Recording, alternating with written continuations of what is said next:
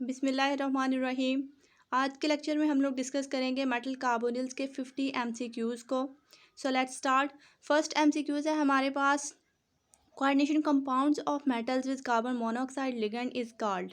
तो इस MCQs के लिए हमारे पास जो ऑप्शन है उनके पहला ऑप्शन है हमारे पास ए, जिसमें है कोऑर्डिनेशन कॉम्प्लेक्स, और बी ऑप्शन है हमारे पास मेटल कार्बोनिल, सी ऑप्शन है बोथ ए एंड बी, और डी ऑप्शन है ऑक्टाहेड्रल कॉम्प्लेक्स। तो यहाँ पर हम लोग देखते हैं कि जो हमारे पास कोऑर्डिनेशन कंपाउंड्स होते हैं, ऐसे कोऑर्डिनेशन कंपाउंड्स जिनमें एक मेटल हमारे पास बॉन्ड बनाती है किसी कार्बन मोनोऑक्साइड लिगेंड के साथ, उसे हम लोग बोलते हैं मेटल कार्बोनिल। तो इस ऑप्शन का हमारे पास जो करेक्ट ऑप्शन है वो है ऑप्शन बी, मेटल कार्बोनिल। तो जो दूसरा हमारे पास MCQs है वो है metal carbonyls are dash in nature. इसके हमारे पास ऑप्शन है, ए ऑप्शन है हमारे पास ऑर्गेनिक इन नेचर, या फिर ये इनऑर्गेनिक इन नेचर होते हैं, बी ऑप्शन है हमारे पास, और सी ऑप्शन है हमारे पास बायोलॉजिकल, और डी ऑप्शन है हमारे पास ऑर्गेनो मेटेलिक। तो जो इसका करेक्ट आंसर है हमारे पास वो है ऑर्गेनो मेटेलिक, क्योंकि जो हमारे पास मेटल कार्बोनिल्स होते हैं वो ऑर्गेनो मेटेलिक इन नेचर होते हैं। थर्ड ऑप्शन है हमारे पास थर्ड हमारे पास MCQs है, the metal in metal carbonyls is in dash oxidation state. कि जो हमारे पास जो मेटल कार्बोनिल्स होते हैं उनकी जो ऑक्सीडेशन स्टेट है, उसमें जो मेटल होती है उसकी ऑक्सीडेशन स्टेट हमारे पास क्या होती है। तो इसका जो पहला ऑप्शन है हमारे पास वो है ए ऑप्शन है हमारे पास 0, बी ऑप्शन है लो होती है उसकी ऑक्सीडेशन स्टेट, और सी ऑप्शन है हमारे पास +3, और डी ऑप्शन है बोथ ए एंड बी। तो हम लोग देखते हैं कि जो हमारे पास मेटल है मेटल कार्बोनिल्स में वो या तो 0 ऑक्सीडेशन स्टेट में मौजूद होती है, या फिर उसकी ऑक्सीडेशन स्टेट बहुत ही लो होती है, जैसा कि हमारे पास -1 हो गई ऑक्सीडेशन स्टेट। इस तरह से उसकी ऑक्सीडेशन स्टेट लो और या फिर 0 होती है। तो यहाँ पर हम लोग देखते हैं कि यहाँ पर हमारे पास ऑक्सीडेशन स्टेट जो है वो बोथ ए एंड बी जो हमारे पास ऑप्शन है वो करेक्ट बनता है, क्योंकि हमारे पास जो मेटल होती है मेटल कार्बोनिल्स में वो 0 या फिर लो ऑक्सीडेशन स्टेट में मौजूद होती है। फोर्थ हमारे पास MCQs है, the first metal carbonyl discovered was. कि जो हमारे पास सबसे पहला मेटल कार्बोनिल था डिस्कवर्ड हुआ था वो कौन सा था। तो इसके लिए ऑप्शंस है हमारे पास, ए ऑप्शन है हमारे पास जी KCO, और दूसरा हमारे पास ऑप्शन है बी मेटल कार्बोनिल, और थर्ड ऑप्शन है हमारे पास जिंक कार्बोनिल, और जो हमारे पास डी ऑप्शन है वो है नन। तो यहाँ पर हम लोग देखते हैं कि जो हमारे पास पोटाशियम कार्बोनिल है, ये पहला हमारे पास एक मेटल कार्बोनिल था जो कि डिस्कवर्ड किया था जस्टिस वॉन लिबर्ग ने। तो फिफ्थ हमारे पास MCQ है, metal carbonyls are thermally. Metal carbonyls हमारे पास थर्मली क्या होते हैं, स्टेबल होते हैं, अनस्टेबल होते हैं, या फिर रिएक्टिव होते हैं। तो यहाँ पर जो हमारे पास करेक्ट ऑप्शन है वो है हमारे पास अनस्टेबल, क्योंकि जो मेटल कार्बोनिल्स होते हैं हमारे पास वो थर्मली अनस्टेबल होते हैं। सिक्स्थ हमारे पास MCQ है, मेटल कार्बोनिल्स आर।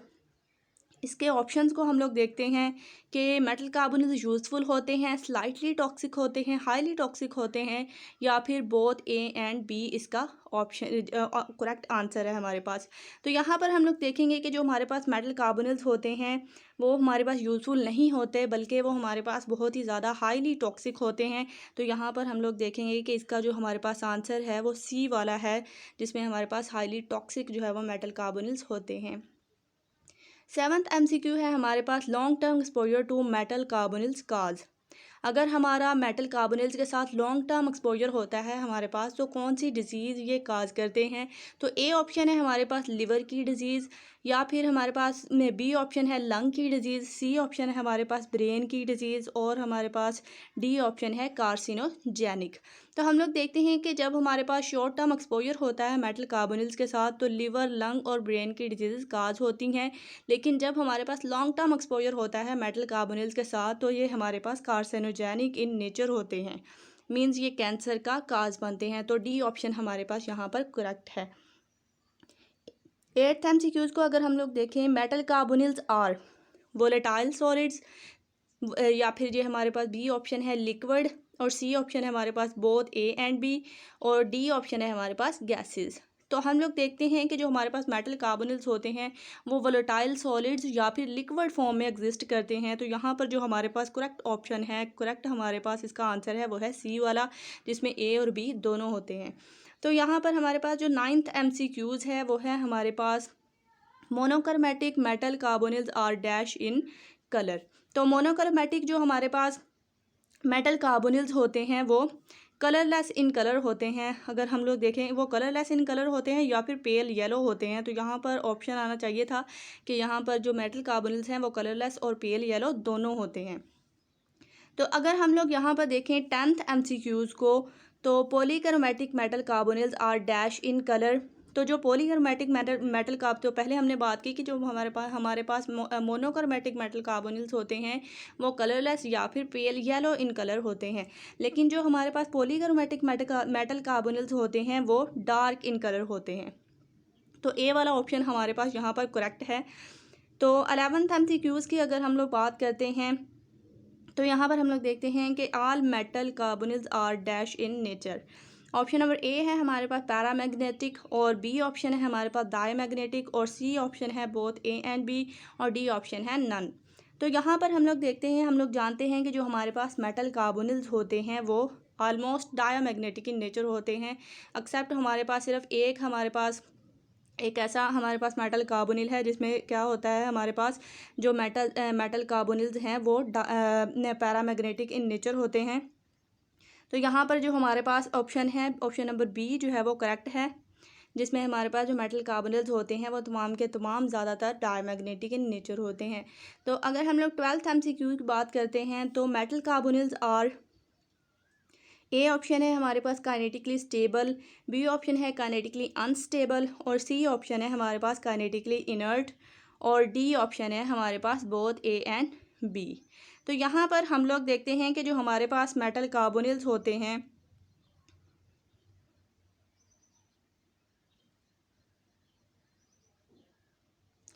वो काइनेटिकली इनर्ट होते हैं। तो यहाँ पर जो हमारे पास ऑप्शन नंबर सी है ये हमारे पास करेक्ट है कि जो हमारे पास मेटल कार्बोनिल्स होते हैं वो काइनेटिकली इनर्ट होते हैं। अगर हम लोग 13 MCQ की बात करते हैं तो neutral metal carbonyls are soluble इन। जो हमारे पास न्यूट्रल मेटल कार्बोनिल्स होते हैं, हम लोग जानते हैं कि जो हमारे पास न्यूट्रल मेटल कार्बोनिल्स होते हैं वो पोलर और नॉन पोलर ऑर्गेनिक सॉल्वेंट्स में स्ल्यूबल होते हैं। तो यहाँ पर हमारे पास ऑप्शन है, ऑप्शन नंबर ए है हमारे पास polar organic solvents, option number B है नॉन पोलर ऑर्गेनिक सॉल्वेंट्स, और ऑप्शन नंबर सी है हमारे पास बोथ ए एंड बी, और डी ऑप्शन है लोअर अल्कोहल्स। तो यहाँ पर जो हमारे पास ऑप्शन नंबर सी है ये करेक्ट है, क्योंकि जो हमारे पास मेटल कार्बोनिल्स हैं ये ऑर्गेनिक और पोलर और नॉन पोलर ऑर्गेनिक सॉल्वेंट्स में स्ल्यूबल होते हैं। अगर हम लोग बात करते हैं आयोनिक मेटल कार्बोनिल्स की, तो अगर हम लोग 14th MCQ की बात करें, ionic metal carbonyls are soluble in. Option है हमारे पास ए वाटर, बी ऑप्शन है लोअर अल्कोहल्स, सी ऑप्शन है पोलर ऑर्गेनिक सॉल्वेंट्स, और डी ऑप्शन है हमारे पास बोथ ए एंड बी।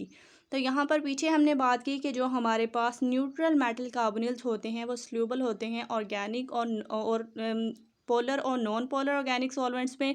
तो जो हमारे पास आयोनिक मेटल कार्बोनिल्स होते हैं वो स्ल्यूबल होते हैं लोअर अल्कोहल्स में, जैसे कि हमारे पास एथनॉल और मेथनॉल वगैरह होती हैं। तो हमारे पास ऑप्शन नंबर बी यहाँ पर करेक्ट है, लोअर अल्कोहल्स। 15th MCQ है हमारे पास metal carbonyls containing only carbonyl ligands are called.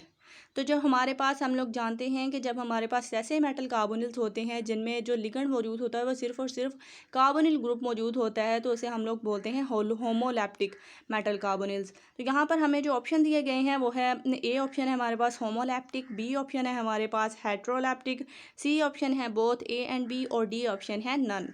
तो यहाँ पर जो हमारे पास ए ऑप्शन है वो करेक्ट आंसर है, होमोलैप्टिक। अगर हम लोग 16 MCQs की बात करें तो metal carbonyls containing one or more ligands other than carbonyl group. तो जो हमारे पास ऐसे मेटल कार्बोनिल्स होते हैं जिनमें लिगेंड्स मौजूद होते हैं other than carbonyl group, means carbonyl group भी मौजूद होगा लेकिन कुछ और लिगेंड्स भी वहाँ पर मौजूद होते हैं। तो ऐसे लिगेंड्स को हम लोग क्या बोलते हैं? ऑप्शन नंबर ए है हमारे पास होमोलैप्टिक, और बी ऑप्शन है हेट्रोलैप्टिक, सी ऑप्शन है मोनोन्यूक्लियर, और डी ऑप्शन है पॉलीन्यूक्लियर। तो यहाँ पर जो हमारे पास ऑप्शन बी है ये करेक्ट है, हेट्रोलैप्टिक। मेटल कार्बन 17th MCQ है हमारे पास metal carbonyls hexa carbonyl manganese जो है वो हमारे पास इज मोनोन्यूक्लियर है, ये हमारे पास पहला ऑप्शन है, और बी ऑप्शन है हमारे पास पॉलीन्यूक्लियर है, सी ऑप्शन है ब्रिजिंग, और डी ऑप्शन है नॉन ब्रिजिंग। तो यहाँ पर हम लोग बात करते हैं कि ऐसे हमारे पास मेटल कार्बोनिल्स जिसमें जो मेटल होती है, सेम टाइप्स ऑफ मेटल्स जो है वो एक से ज़्यादा अगर मेटल्स मौजूद हों तो वो सेम टाइप की होती हैं, तो उन्हें हम लोग बोलते हैं मोनोन्यूक्लियर। अगर वो डिफरेंट टाइप्स की हों तो उन्हें हम लोग बोलते हैं पॉलीन्यूक्लियर। तो यहाँ पर हमारे पास जो ऑप्शन है पहला दिया हुआ मोनोन्यूक्लियर का, ये यहाँ पर करेक्ट ऑप्शन है मोनोन्यूक्लियर, क्योंकि इसमें जो हमारे पास मेटल है वो सेम टाइप्स की मेटल हैं दो, जो कि हमारे पास कोऑर्डिनेशन बॉन्ड बना रही हैं कार्बोनिल ग्रुप के साथ। 18th MCQs है हमारे पास metal carbonyls MnCO9 is an example of. तो यहाँ पर अगर हम लोग देखें कि जो हमारे पास ए ऑप्शन है वो है मोनोन्यूक्लियर, बी ऑप्शन है हमारे पास पॉलीन्यूक्लियर और सी ऑप्शन है ब्रिजिंग और डी ऑप्शन है नॉन ब्रिजिंग। तो जैसे हमने पहले बात की कि ऐसे हमारे पास मेटल कार्बोनिल्स जिनमें एक से ज़्यादा मेटल्स इन्वॉल्व होती हैं और वो सेम टाइप की होती हैं तो उन्हें हम लोग बोलते हैं मोनोन्यूक्लियर। तो अगर हम लोग इस मेटल की बात करते हैं तो इस मेटल में देखें हमारे पास जो मैंगनीज़ है एक मेटल और दूसरा हमारे पास मेटल है कोबाल्ट। तो यहाँ पर दो डिफरेंट हमारे पास मेटल्स हैं जो कि कार्बोनिल ग्रुप के साथ बॉन्ड बना रही हैं, कोऑर्डिनेशन बॉन्ड। तो यहाँ पर जो हमारे पास ऑप्शन नंबर बी है ये करेक्ट है पॉलीन्यूक्लियर, क्योंकि इसमें जो हमारे पास मेटल्स हैं वो डिफरेंट हैं। नेक्स्ट हमारे पास 19th MCQs है carbonyl group is. A option है हमारे पास वीक पाई एक्सेप्टर और बी ऑप्शन है हमारे पास स्ट्रॉन्ग पाई एक्सेप्टर और सी ऑप्शन है हमारे पास वीक सिग्मा डोनर और डी ऑप्शन है हमारे पास बोथ बी एंड सी। तो यहाँ पर हम लोग बात करें अगर के कार्बोनिल ग्रुप की, तो कार्बोनिल ग्रुप के बारे में हम लोग जानते हैं कि ये हमारे पास एक स्ट्रॉन्ग पाई एक्सेप्टर लिगेंड है। तो ये अगर स्ट्रॉन्ग पाई एक्सेप्टर लिगेंड है तो मीन्स ये एक वीक सिग्मा डोनर लिगेंड है। तो इसलिए हमारे पास जो करेक्ट ऑप्शन है वो डी ऑप्शन है, जिसमें हमारे पास है both P and C. Next हमारे पास MCQ है the metal in metal carbonyls is electronegative in nature. A option है हमारे पास और बी ऑप्शन है इलेक्ट्रोपॉजिटिव, सी ऑप्शन है बोथ ए एंड बी और डी ऑप्शन है हमारे पास नन। तो हम लोग जानते हैं कि जो मेटल हमारे पास यूज़ होती है मेटल कार्बोनिल्स में वो इलेक्ट्रोपॉजिटिव इन नेचर होती है। तो यहाँ पर जो हमारे पास बी ऑप्शन है ये करेक्ट है कि जो मेटल कार्बोनिल्स हैं उसमें जो मेटल होती है वो इलेक्ट्रोपॉजिटिव होती है। नेक्स्ट हमारे पास ऑप्शन है हमारे पास MCQ है the type of bonding in metal carbonyls. तो यहाँ पर हम लोग बात करें अगर कि हमारे पास जो मेटल कार्बोनिल्स हैं उनमें कौन सी बॉन्डिंग हमारे पास पाई जाती है। तो ऑप्शन नंबर ए है हमारे पास sigma back bonding, B option है हमारे पास पाई बैक बॉन्डिंग और सी ऑप्शन है हमारे पास सिग्मा बॉन्डिंग और डी ऑप्शन है पाई बॉन्डिंग। तो हम लोग जानते हैं कि जो हमारे पास मेटल कार्बोनिल्स होते हैं वो किस तरह से बॉन्ड बनाते हैं एक दूसरे के साथ। जब मेटल और कार्बोनिल ग्रुप के दरमियान एक बॉन्ड बनता है तो हम लोग देखते हैं कि जो हमारे पास कार्बोनिल ग्रुप है वो अपने इलेक्ट्रॉन्स ट्रांसफ़र करता है मेटल को, और जो मेटल है फिर वो दोबारा अपने पाई स्टार ऑर्बिटल में से क्या करती है, जो अपने जो इलेक्ट्रॉन्स होते हैं वो शिफ्ट करती है कार्बोनिल ग्रुप को। तो यहाँ पर जो हमारे पास बॉन्डिंग होती है उसे हम लोग बोलते हैं पाई बैक बॉन्डिंग। तो यहाँ पर जो हमारे पास करेक्ट ऑप्शन है वो है ऑप्शन नंबर बी, पाई बैक बॉन्डिंग के थ्रू जो है वो इनमें बॉन्डिंग मौजूद होती है। नेक्स्ट हमारे पास MCQ है the metal back transfer its electrons to carbonyl group the effect is called. तो यहाँ पर हम लोग देखते हैं कि जब हमारे पास कार्बोनिल ग्रुप जो है वो अपने इलेक्ट्रॉन्स ट्रांसफ़र कर देता है मेटल को, तो जब मेटल अपने इलेक्ट्रॉन्स बैक डोनेट करती है कार्बोनिल ग्रुप को, तो वहाँ पर जो इफेक्ट क्रिएट होता है उसे हम लोग क्या बोलते हैं। तो यहाँ पर ए ऑप्शन है हमारे पास कॉम्पटन इफेक्ट, बी ऑप्शन है साइनर्जिक इफेक्ट, सी ऑप्शन है न्यूक्लियर इफेक्ट और डी ऑप्शन है सिग्मा बैक बॉन्डिंग। तो इस इफेक्ट को हम लोग बोलते हैं साइनर्जिक इफेक्ट। तो बी ऑप्शन हमारे पास यहाँ पर करेक्ट ऑप्शन है। नेक्स्ट हमारे पास MCQ है the IR frequency of carbonyl group is. तो कार्बोनिल ग्रुप की हमारे पास आईआर स्विचिंग फ्रिक्वेंसी क्या होती है ये हम लोग देखते हैं कि जो हमारे पास ए ऑप्शन है वो है 2134 और बी ऑप्शन है 3391 एंड सी ऑप्शन है 2143 एंड डी ऑप्शन है 2211। तो यहाँ पर हम लोग देखेंगे जो हमारे पास सी ऑप्शन है ये करेक्ट ऑप्शन है कि जो हमारे पास कार्बोनिल ग्रुप है इसकी आईआर स्विचिंग फ्रिक्वेंसी हमारे पास होती है 2143। तो यहाँ पर अगर हम लोग नेक्स्ट MCQs की बात करते हैं, greater the electron density on metal atom greater the strength of dash bond. तो यहाँ पर हम लोग देखते हैं कि जो हमारे पास इलेक्ट्रॉन डेंसिटी है मेटल एटम पर जितनी ज़्यादा होती जाएगी तो जो हमारे पास स्ट्रेंथ है किस बॉन्ड की ज़्यादा होगी। मीन्स जो हमारे एक तो बॉन्ड हमारे पास मौजूद होता है मेटल और कार्बन के दरमियान, और दूसरा बॉन्ड हमारे पास मौजूद होता है कार्बन और ऑक्सीजन के दरमियान। तो हम लोग देखते हैं कि जब हमारे पास मेटल पर जो इलेक्ट्रॉन डेंसिटी है वो ज़्यादा होगी तो मीन्स वो अपने इलेक्ट्रॉन्स ज़्यादा ट्रांसफ़र करेगी बैक बॉन्डिंग के थ्रू अपने जो हमारे पास कार्बोनिल ग्रुप है उसे। तो इट्स मीन जो हमारे पास मेटल और कार्बन के दरमियान बॉन्ड है वो ज़्यादा स्ट्रॉन्ग होगा जो हमारे पास इलेक्ट्रॉन डेंसिटी है मेटल पर उसके बढ़ने से। तो यहाँ पर हमारे पास जो करेक्ट ऑप्शन है वो है हमारे पास ऑप्शन ए कि मेटल और कार्बन का बॉन्ड जब हमारे पास मेटल और कार्बन का बॉन्ड हमारे पास उसकी स्ट्रेंथ ज़्यादा होती है जब मेटल पर इलेक्ट्रॉन डेंसिटी ज़्यादा हो। नेक्स्ट हमारे पास एमसीक्यूज है the higher switching frequency of tetracarbonyl iron. Tetracarbonyl iron की हमारे पास हायर स्विचिंग फ्रीक्वेंसी हमारे पास यहाँ पर क्या है।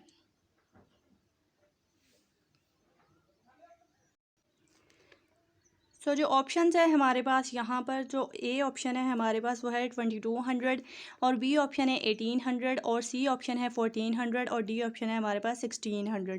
तो टेट्राकार्बोनिल आयरन की हमारे पास जो हायर स्विचिंग फ्रीक्वेंसी होती है वो होती है 2200। तो ऑप्शन नंबर ए हमारे पास यहाँ पर करेक्ट है। नेक्स्ट हमारे पास एमसीक्यू है nitrosyl is a dash strong pi acceptor ligand. A option है हमारे पास, और बी ऑप्शन है वीक पाई एक्सेप्टर लिगेंड, और सी ऑप्शन है स्ट्रॉन्ग सिग्मा डोनर, और डी ऑप्शन है वीक सिग्मा डोनर। तो नाइट्रोसिल ग्रुप के बारे में हम लोग नाइट्रो ग्रुप के बारे में हम लोग जानते हैं कि ये हमारे पास एक स्ट्रॉन्ग पाई एक्सेप्टर लिगेंड है। तो यहाँ पर जो ए ऑप्शन है हमारे पास वो यहाँ पर करेक्ट है कि जो हमारे पास नाइट्रो ग्रुप है वो एक स्ट्रॉन्ग पाई एक्सेप्टर लिगेंड है। नेक्स्ट हमारे पास एमसीक्यूज है choose right trend for pi acceptor ligands. A option है हमारे पास कि कार्बोनिल ग्रुप जो है वो हमारे पास इसकी जो हमारे पास पाई एक्सेप्टर लिगेंड्स के तौर पर जो ट्रेंड है इसकी जो हमारे पास पाई एक्सेप्टिंग एबिलिटी वो सबसे ज़्यादा है, PF3 की उससे कम है और नाइट्रो ग्रुप की उससे कम है। और बी ऑप्शन है हमारे पास कि PF3 की हमारे पास सबसे ज़्यादा है पाई एक्सेप्टिंग जो हमारे पास एबिलिटी है, इसके बाद कार्बोनिल ग्रुप की है, इसके बाद नाइट्रो ग्रुप की है। और सी ऑप्शन है हमारे पास कि कार्बोनिल ग्रुप की सबसे ज़्यादा एबिलिटी है पाई इलेक्ट्रॉन को एक्सेप्ट करने की, उसके बाद PF3 है, उसके बाद नाइट्रो ग्रुप है। और डी ऑप्शन है हमारे पास कि नाइट्रो ग्रुप की सबसे ज़्यादा हमारे पास पाई एक्सेप्टिंग एबिलिटी है, और उसके बाद है PF3 की, उसके बाद है कार्बोनिल ग्रुप की। तो यहाँ पर अगर हम लोग ट्रेंड की बात करते हैं तो जो हमारे पास ए ऑप्शन है ये करेक्ट ऑप्शन है कि हमारे पास जो कार्बोनिल ग्रुप है उसकी सबसे ज़्यादा हमारे पास पाई इलेक्ट्रॉन्स को एक्सेप्ट करने की एबिलिटी होती है, उसके बाद PF3 की होती है, और उसके बाद नाइट्रो ग्रुप की। तो नेक्स्ट हमारे पास MCQ है greater the electronegativity of central metal atom dash will be the IR frequency. तो यहाँ पर ए ऑप्शन है हमारे पास स्मॉलर, बी ऑप्शन है ग्रेटर, और सी ऑप्शन है कांस्टेंट, और डी ऑप्शन है नन। तो यहाँ पर हम लोग देखते हैं कि अगर हमारे पास जो सेंट्रल मेटल एटम है उस पर जो इलेक्ट्रोनेगेटिविटी है वो ज़्यादा होगी तो इट्स मीन वो अपने इलेक्ट्रॉन्स जो है वो अपने ऊपर ही रखना चाहेगी, वो अपने इलेक्ट्रॉन्स कार्बोनिल ग्रुप को डोनेट नहीं करेगी। तो जब वो अपने इलेक्ट्रॉन कार्बोनिल ग्रुप को डोनेट नहीं करेगी तो मेटल और कार्बन के दरमियान जो बॉन्ड है वो वीक होना शुरू हो जाएगा। इट्स मीन जब ये बॉन्ड वीक हो रहा है तो कार्बोनिल में जो हमारे पास कार्बन और ऑक्सीजन के दरमियान बॉन्ड होता है वो स्ट्रॉन्ग होना शुरू हो जाता है, जिसकी वजह से जो हमारे पास IR स्विचिंग फ्रीक्वेंसी है वो भी इंक्रीज़ करना शुरू कर देती है। तो यहाँ पर जो हमारे पास करेक्ट ऑप्शन है वो है ऑप्शन बी, ग्रेटर हो जाती है हमारे पास जो IR स्विचिंग फ्रीक्वेंसी है। नेक्स्ट हमारे पास MCQ है the switching frequency of hexa carbonyl chromium. तो हेक्सा कार्बोनिल क्रोमियम की हमारे पास जो IR स्विचिंग फ्रीक्वेंसी है वो क्या होती है। ऑप्शंस की तरफ चलते हैं हम लोग के हमारे पास जो ए ऑप्शन है वो है 1900, बी ऑप्शन है 1800, सी ऑप्शन है 1950 और डी ऑप्शन है 1850। तो जो करेक्ट आंसर है वो है हमारे पास डी वाला, जो हमारे पास IR स्विचिंग फ्रीक्वेंसी होती है हेक्सा कार्बोनिल क्रोमियम की वो होती है 1850। नेक्स्ट हमारे पास MCQ है metal carbonyls are prepared by. A option है हमारे पास डायरेक्ट मेथड, बी ऑप्शन है रिडक्टिव मेथड, और सी ऑप्शन है both A and B, and D option है नन। तो हम लोग जानते हैं कि जो हमारे पास मेटल कार्बोनिल्स होते हैं वो दो हमारे पास मेथड से प्रिपेयर हो सकते हैं। पहला हमारे पास मेथड है डायरेक्ट मेथड और दूसरा हमारे पास मेथड है रिडक्टिव मेथड। तो जो यहाँ पर हम लोग देखेंगे कि जो हमारे पास ऑप्शन सी है ये करेक्ट है, क्योंकि हमारे पास जो मेटल कार्बोनिल्स है वो दोनों मेथड से प्रिपेयर हो सकते हैं।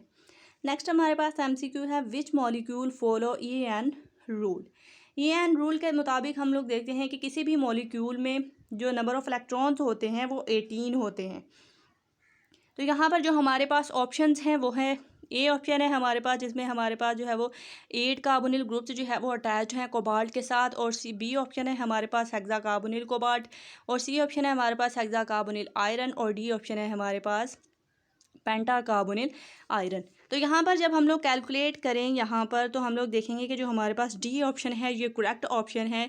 क्यों? क्योंकि यहाँ पर जो हमारे पास इलेक्ट्रॉन्स हैं वो हमारे पास जो है वो EN रूल को फॉलो करते हैं, मींस 18 इलेक्ट्रॉन्स यहाँ पर मौजूद हैं। अगर हम लोग कार्बोनिल ग्रुप की बात करें तो 5 कार्बोनिल ग्रुप्स जो है वो हमारे पास अटैच हैं यहाँ पर आयरन के साथ, जो कि हमारे पास क्या कर रहे हैं, एक एक इलेक्ट्रॉन्स जो है वो डोनेट कर रहे हैं। तो यहाँ पर हमारे पास आयरन के साथ जो 5 अटैच्ड हमारे पास कार्बोनिल ग्रुप्स हैं, वो हर एक कार्बोनिल ग्रुप जो है वो यहाँ पर 2 इलेक्ट्रॉन्स डोनेट कर रहा है। मीन यहाँ पर 5 हमारे पास कार्बोनिल ग्रुप्स हैं, तो यहाँ पर टोटल 10 इलेक्ट्रॉन्स जो है वो कार्बोनिल ग्रुप जो है वो करेगा हमारे पास कंट्रीब्यूट। और हमारे पास जो आयरन है 8 इलेक्ट्रॉन्स ये कंट्रीब्यूट करेगा। तो जो हमारे पास टोटल इलेक्ट्रॉन्स हो जाएंगे वो हमारे पास 18 हो जाएंगे। तो मींस जो हमारे पास EN रूल है वो यहाँ पर फॉलो हो जाएगा। तो यहाँ अगर हम लोग दूसरी एग्जांपल्स की बात करते हैं A B और C की, अगर हम लोग इन्हें कैलकुलेट करेंगे तो यहाँ पर हमारे पास जो EN रूल है ये फॉलो नहीं होगा। जैसे कि अगर हम लोग C ऑप्शन की बात करते हैं तो हेक्सा कार्बोनिल में हमारे पास 12 इलेक्ट्रॉन्स कार्बोनिल ग्रुप डोनेट करेगा, कंट्रीब्यूट करेगा, और 8 इलेक्ट्रॉन्स हमारे पास आयरन कंट्रीब्यूट करेगा। तो टोटल इलेक्ट्रॉन्स यहाँ पर हमारे पास हो जाएंगे 20। तो यहाँ पर जब हमारे पास 20 इलेक्ट्रॉन्स हो जाएंगे तो मींस यहाँ पर जो हमारे पास EN रूल है वो यहाँ पर फॉलो नहीं कर पाएगा मॉलिक्यूल। नेक्स्ट MCQs की तरफ हम लोग चलते हैं, जिसमें हमारे पास एक रिएक्शन दिया हुआ है। हमारे पास आयरन जो है वो 5 कार्बोनिल के साथ मिलकर पेंटा कार्बोनिल आयरन हमारे पास एक मेटल कार्बोनिल कॉम्प्लेक्स जो है वो बना रहा है। तो यहाँ पर हमारे पास क्वेश्चन ये है, this compound is prepared by. तो ये हमारे पास ये कंपाउंड जो है वो किस मेथड से प्रिपेयर किया गया है। अगर हम लोग ए ऑप्शन की बात करते हैं तो डायरेक्ट प्रिपरेशन है, बी ऑप्शन है रिडक्टिव प्रिपरेशन, सी ऑप्शन है बोथ A एंड B, और डी ऑप्शन है यहाँ पर नन। तो यहाँ पर हम लोग देते हैं कि 5 इलेक्ट्रॉन्स हमारे पास 5 जो है वो कार्बोनिल ग्रुप्स जो है वो हमारे पास कोऑर्डिनेट बॉन्ड बना रहे हैं एक जो है वो आयरन के साथ। तो यहाँ पर ये जो हमारे पास कंपाउंड बना है पेंटा कार्बोनिल आयरन, ये हमारे पास डायरेक्ट मिक्सिंग के थ्रू बना है। तो इसलिए हमारे पास जो ए ऑप्शन है वो करेक्ट है, डायरेक्ट प्रिपरेशन के थ्रू ये कंपाउंड हमारे पास प्रिपेयर हुआ है। अगर हम लोग नेक्स्ट MCQ की तरफ देखें तो यहाँ पर हमारे पास क्रोमियम क्लोराइड जो है वो रिएक्ट कर रहा है एल्यूमिनियम और 6 कार्बोनिल ग्रुप्स के साथ, और यहाँ पर हमारे पास हेक्सा कार्बोनिल क्रोमियम और एल्यूमिनियम क्लोराइड जो है वो हमारे पास एज अ रिजल्ट फॉर्म हो रहे हैं। तो यहाँ पर भी वही क्वेश्चन है, this compound is prepared by, कि ये हमारे पास जो कंपाउंड है ये किस तरीके से प्रिपेयर किया गया है, किस मेथड से प्रिपेयर किया गया है। तो अगर हम लोग इसके ऑप्शन की तरफ देखें तो ए ऑप्शन है हमारे पास डायरेक्ट प्रिपरेशन, बी ऑप्शन है रिडक्टिव प्रिपरेशन, और सी ऑप्शन है बोथ A एंड B, और डी ऑप्शन है हमारे पास नन। तो यहाँ पर अगर हम लोग देखें कि अगर हम लोग इस रिएक्शन की तरफ देखते हैं तो हम लोग देखेंगे कि जो हमारे पास यहाँ पर क्रोमियम क्लोराइड है इसकी ऑक्सीडेशन स्टेट यहाँ पर हमारे पास क्या है, +3 है, और जो हमारे पास एल्यूमिनियम है यहाँ पर इसकी ऑक्सीडेशन स्टेट हमारे पास 0 है। लेकिन अगर हम लोग प्रोडक्ट्स के में देखते हैं तो हम लोग देखेंगे कि जो हमारे पास क्रोमियम है इसकी ऑक्सीडेशन स्टेट यहाँ पर हमारे पास 0 हो चुकी है, और जो एल्यूमिनियम है इसकी ऑक्सीडेशन स्टेट हमारे पास यहाँ पर +3 हो चुकी है। तो मीन्स यहाँ पर ऑक्सीडेशन और रिडक्शन जो है वो हमारे पास हो रही है। तो यहाँ पर मीन्स ये जो हमारे पास रिएक्शन है, ये जो कंपाउंड हमारे पास प्रिपेयर हुआ है हेक्सा कार्बोनिल क्रोमियम, ये रिडक्टिव प्रिपरेशन के थ्रू प्रिपेयर हुआ है। तो यहाँ पर जो हमारे पास ऑप्शन बी है ये यहाँ पर करेक्ट है। नेक्स्ट हमारे पास MCQ है, types of reactions metal carbonyls gives. Metal carbonyls हमारे पास कितनी तरह के रिएक्शंस देते हैं। तो यहाँ पर हमारे पास ऑप्शन नंबर ए है 3 टाइप्स ऑफ रिएक्शंस, बी है हमारे पास 2 टाइप्स ऑफ रिएक्शंस, सी है 4 टाइप्स ऑफ रिएक्शंस, और डी है हमारे पास 6 टाइप्स ऑफ रिएक्शंस। तो हम लोग जानते हैं कि जो हमारे पास मेटल कार्बोनिल्स होते हैं वो 4 टाइप्स ऑफ रिएक्शंस को जो है वो अंडरगो करते हैं, जिनमें जो हमारे पास पहला रिएक्शन है वो होता है सब्स्टिट्यूशन रिएक्शन, दूसरा है हमारे पास एडिशन रिएक्शन, थर्ड है हमारे पास इंटरचेंज रिएक्शंस और फोर्थ वन है हमारे पास डिसप्रोपोर्शन रिएक्शंस। तो यहाँ पर जो हमारे पास ऑप्शन नंबर सी है ये यहाँ पर हमारे पास करेक्ट है। नेक्स्ट हमारे पास एमसीक्यू है रिप्लेसमेंट और displacement of group is called. तो हम लोग देखते हैं कि जब हमारे पास किसी भी रिएक्शन में या फिर किसी भी मॉलिक्यूल में रिप्लेसमेंट या फिर डिस्प्लेसमेंट होती है किसी भी ग्रुप की, तो उसे हम लोग क्या बोलते हैं। तो ए ऑप्शन है हमारे पास रिडक्शन, बी ऑप्शन है ऑक्सीडेशन, सी ऑप्शन है सब्स्टिट्यूशन और डी ऑप्शन है डिसप्रोपोर्शन। तो यहाँ पर हम लोग देखते हैं कि जब हमारे पास कोई भी ग्रुप जो है वो रिप्लेस हो रहा होता है तो यहाँ पर या फिर वो डिस्प्लेस हो रहा होता है तो मीन्स वहाँ पर सब्स्टिट्यूशन जो है वो हो रही होती है। तो यहाँ पर जो हमारे पास ऑप्शन सी है ये यहाँ पर करेक्ट है। नेक्स्ट हमारे पास एमसीक्यू है which one is not a type of substitution reaction. इन सारे रिएक्शंस में हमारे पास कौन सा रिएक्शन ऐसा है जो कि सब्स्टिट्यूशन की टाइप नहीं है। तो ए ऑप्शन है हमारे पास ऑप्शन है एसोसिएटिव रिएक्शंस, बी ऑप्शन है डिसोसिएटिव रिएक्शन और सी ऑप्शन है फोटोकेमिकल रिएक्शन और डी ऑप्शन है हमारे पास एडिशन रिएक्शंस। तो हम लोग देखते हैं कि जो हमारे पास सब्स्टिट्यूशन रिएक्शंस होते हैं वो 3 टाइप्स के होते हैं हमारे पास, एसोसिएटिव, डिसोसिएटिव और फोटोकेमिकल रिएक्शंस। तो जो हमारे पास ऑप्शन डी है ये करेक्ट ऑप्शन है कि जो हमारे पास एडिशन रिएक्शंस है वो सब्स्टिट्यूशनल रिएक्शंस नहीं होते। नेक्स्ट हमारे पास एमसीक्यू है dissociation reactions is of SN2 type, SN1 type, E2 type and E1 type. तो इन हमारे पास ऑप्शंस में से जो हमारे पास ऑप्शन नंबर बी है ये हमारे पास करेक्ट ऑप्शन है कि जो हमारे पास डिसोसिएटिव रिएक्शंस होते हैं ये SN1 टाइप रिएक्शंस होते हैं। नेक्स्ट हमारे पास एमसीक्यू है dissociative reactions are given by dash metal carbonyls. तो ये भी हमारे पास रूल है कि जो हमारे पास सब्स्टिट्यूशन की टाइप्स हैं एसोसिएशन और डिसोसिएशन रिएक्शंस, जो हमारे पास डिसोसिएशन रिएक्शंस होते हैं वो ऐसे मेटल कार्बोनिल्स देते हैं जिनके पास 18 इलेक्ट्रॉन्स, टोटल 18 इलेक्ट्रॉन्स मौजूद होते हैं और वो EN रूल को फॉलो करते हैं। इसी तरह से जो हमारे पास डिसोसिएटिव रिएक्शंस 18 इलेक्ट्रॉन्स को 18 इलेक्ट्रॉन रूल को फॉलो करते हैं और जो हमारे पास एसोसिएटिव रिएक्शंस होते हैं उनमें 16 इलेक्ट्रॉन्स मौजूद होते हैं। तो यहाँ पर जो हमारे पास करेक्ट आंसर है यहाँ पर वो है हमारे पास सी ऑप्शन 18 इलेक्ट्रॉन्स। नेक्स्ट हमारे पास एमसीक्यू है rate of dissociative reactions depends on. A option है हमारे पास न्यूक्लियोफाइल, बी ऑप्शन है इनकमिंग लाइगेंड, सी ऑप्शन है कॉम्प्लेक्स और डी ऑप्शन है नन।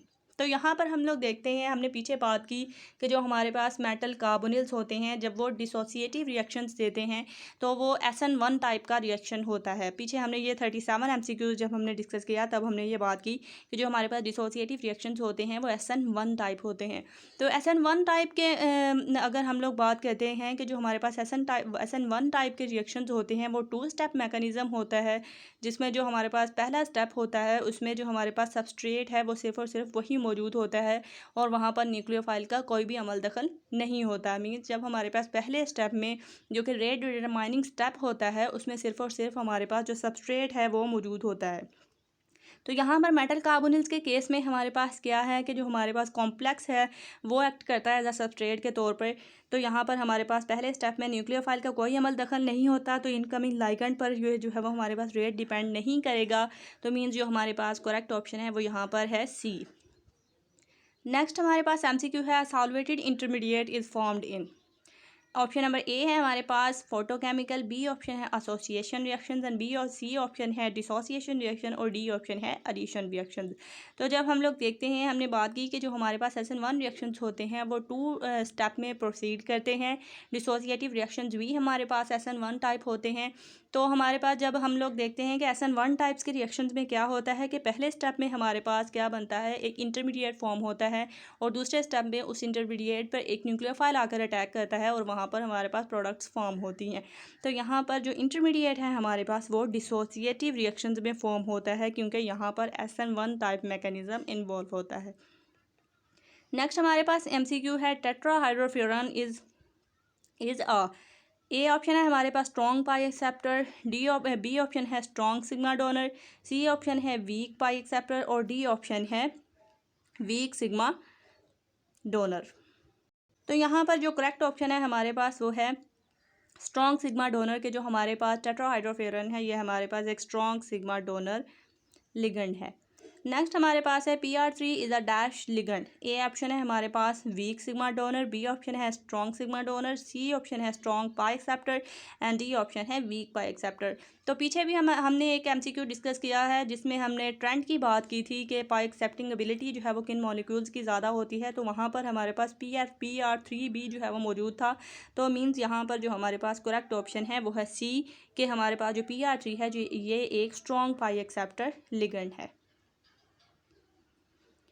नेक्स्ट MCQ की अगर हम लोग बात करें तो हमारे पास है एसोसिएशन रिएक्शंस इज ऑफ।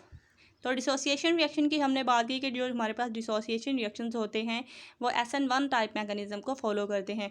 इसी तरह से जो हमारे पास एसोसिएशन रिएक्शंस होते हैं वो SN2 टाइप्स के मैकेनिज्म को फॉलो करते हैं। तो यहाँ पर जो हमारे पास करेक्ट ऑप्शन है वो है ऑप्शन नंबर बी। नेक्स्ट हमारे पास MCQ है in association reaction rate depends upon. तो हमने बात की कि जो हमारे पास एसोसिएशन रिएक्शंस होते हैं वो SN2 टाइप के मैकेनिज्म को फॉलो करते हैं। तो हम लोग जानते हैं कि जो हमारे पास SN2 टाइप्स के मैकेनिज्म्स होते हैं वो 2 स्टेप मैकेनिज्म नहीं होता बल्कि सिंगल स्टेप मैकेनिज्म होता है, जिसमें हमारे पास क्या करता है जो हमारे पास लिविंग ग्रुप है वो उसका डिपार्चर और जो हमारे पास न्यूक्लियोफाइल का अटैक है वो सिंगल स्टेप में होता है।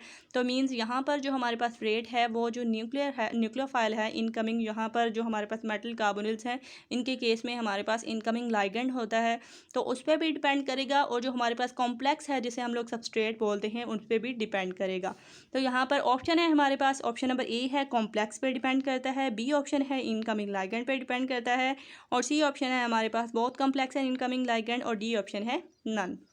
तो यहाँ पर जो हमारे पास ऑप्शन नंबर सी है ये हमारे पास यहाँ पर करेक्ट है। नेक्स्ट हमारे पास MCQ है associative reactions are given by dash compounds. पीछे हमने बात की थी जब हमने डिसोसिएटिव रिएक्शंस को डिस्कस किया था, तो हमने देखा कि जो हमारे पास डिसोसिएटिव रिएक्शंस होते हैं वो 18 इलेक्ट्रॉन रूल को फॉलो करते हैं, जबकि जो हमारे पास एसोसिएटिव रिएक्शंस होते हैं वो 16 इलेक्ट्रॉन रूल को फॉलो करते हैं। तो यहाँ पर जो हमारे पास करेक्ट ऑप्शन है वो है ऑप्शन बी, 16 इलेक्ट्रॉन्स हमारे पास एसोसिएटिव रिएक्शंस जो मेटल कार्बोनिल्स होते हैं उनके पास मौजूद होते हैं। नेक्स्ट हमारे पास MCQ है a reaction in which no intermediate is formed. तो यहाँ पर हमारे पास ऐसे हमारे पास रिएक्शन जिनमें कोई भी इंटरमीडिएट फॉर्म नहीं होता, उन्हें हम लोग क्या बोलते हैं। तो ए ऑप्शन है हमारे पास एसोसिएटिव, बी ऑप्शन है डिसोसिएटिव, सी ऑप्शन है डिसप्रोपोर्शन, और डी ऑप्शन है हमारे पास इंटरचेंज रिएक्शंस। तो यहाँ पर हमारे पास जो करेक्ट ऑप्शन है वो है इंटरचेंज रिएक्शंस, जिन्हें हम लोग कहते हैं कि ये ऐसे रिएक्शन जो होते हैं जिनमें कोई भी इंटरमीडिएट फॉर्म नहीं होता। नेक्स्ट हमारे पास MCQ है are reaction in which oxidation and reduction takes place is called. तो यहाँ पर हम लोग बात करें तो ए ऑप्शन है हमारे पास डिसप्रोपोर्शन रिएक्शन, और बी ऑप्शन है एसोसिएटिव रिएक्शन, सी ऑप्शन है डिसोसिएटिव रिएक्शंस, और डी ऑप्शन है हमारे पास इंटरचेंज रिएक्शन। तो हम लोग देखते हैं कि एक ऐसा रिएक्शन जिसमें ऑक्सीडेशन और रिडक्शन दोनों हो रही होती हैं तो उसे हम लोग बोलते हैं डिसप्रोपोर्शन रिएक्शन। तो ये ऑप्शन यहाँ पर हमारे पास करेक्ट है। नेक्स्ट MCQ की अगर हम लोग बात करें the total number of electrons is in octa carbonyl cobalt. Octa carbonyl cobalt में यहाँ पर हमारे पास टोटल नंबर ऑफ इलेक्ट्रॉन्स यहाँ पर कितने हैं। तो ए ऑप्शन है हमारे पास 18, बी ऑप्शन है 16, सी ऑप्शन है 17, और डी ऑप्शन है हमारे पास 19। तो इस कंपाउंड में हम लोग देखेंगे कि जो हमारे पास कोबाल्ट है वो 9 इलेक्ट्रॉन्स कंट्रीब्यूट करता है, और हमारे पास हर कार्बोनिल ग्रुप है वो 1 इलेक्ट्रॉन कंट्रीब्यूट करता है। तो मींस 8 हमारे पास कार्बोनिल्स जो है वो 8 इलेक्ट्रॉन्स कंट्रीब्यूट करेंगे। तो टोटल इलेक्ट्रॉन्स जो है वो यहाँ पर हमारे पास हो गए 17। तो यहाँ पर जो हमारे पास करेक्ट ऑप्शन है वो है ऑप्शन सी। तो यहाँ पर हमारे पास नेक्स्ट ऑप्शन है, नेक्स्ट हमारे पास MCQ है the total number of electrons in इस मॉलिक्यूल में जो है वो हमारे पास कितने नंबर ऑफ इलेक्ट्रॉन्स यहाँ पर मौजूद हैं। ये मॉलिक्यूल है हमारे पास पेंटा कार्बोनिल आयरन। तो पेंटा कार्बोनिल आयरन यहाँ पर 9 जो है वो गलती से लिखा गया है। तो जो हमारे पास कार्बोनिल ग्रुप है वो हमारे पास कितने ग्रुप्स कितने इलेक्ट्रॉन्स कंट्रीब्यूट करेंगे 10 इलेक्ट्रॉन्स, और आयरन हमारे पास कंट्रीब्यूट करेगा 8 इलेक्ट्रॉन्स। तो टोटल इलेक्ट्रॉन्स जो हमारे पास हैं वो यहाँ पर 18 है। तो यहाँ पर जो बी ऑप्शन है ये हमारे पास यहाँ पर करेक्ट ऑप्शन है। नेक्स्ट हमारे पास एमसीक्यू है, the reactions which take place in the presence of light is called. तो यहाँ पर हमने बात की कि जो हमारे पास डिसोसिएटिव रिएक्शंस होते हैं वो क्या होते हैं, एसोसिएटिव रिएक्शंस क्या होते हैं और इंटरचेंज रिएक्शंस क्या होते हैं। तो हमें इनके बारे में इंफॉर्मेशन है कि हमारे पास डिसोसिएटिव, एसोसिएटिव और इंटरचेंज रिएक्शंस क्या होते हैं। तो ए ऑप्शन है हमारे पास डिसोसिएटिव, बी ऑप्शन है एसोसिएटिव, सी ऑप्शन है फोटोकेमिकल और डी ऑप्शन है इंटरचेंज। जैसा कि यहाँ पर हमारे पास नाम से ही जो है वो पता चल रहा है हमारे पास कि जो फोटोकेमिकल रिएक्शंस होते हैं ये ऐसे रिएक्शंस होते हैं जो कि लाइट की मौजूदगी में हमारे पास रिएक्शंस देते हैं। तो आज के लेक्चर में हमने हमारे पास जो मेटल कार्बोनिल्स हैं उन पर हमने 50 एमसीक्यूज़ को डिस्कस किया। Thank you so much.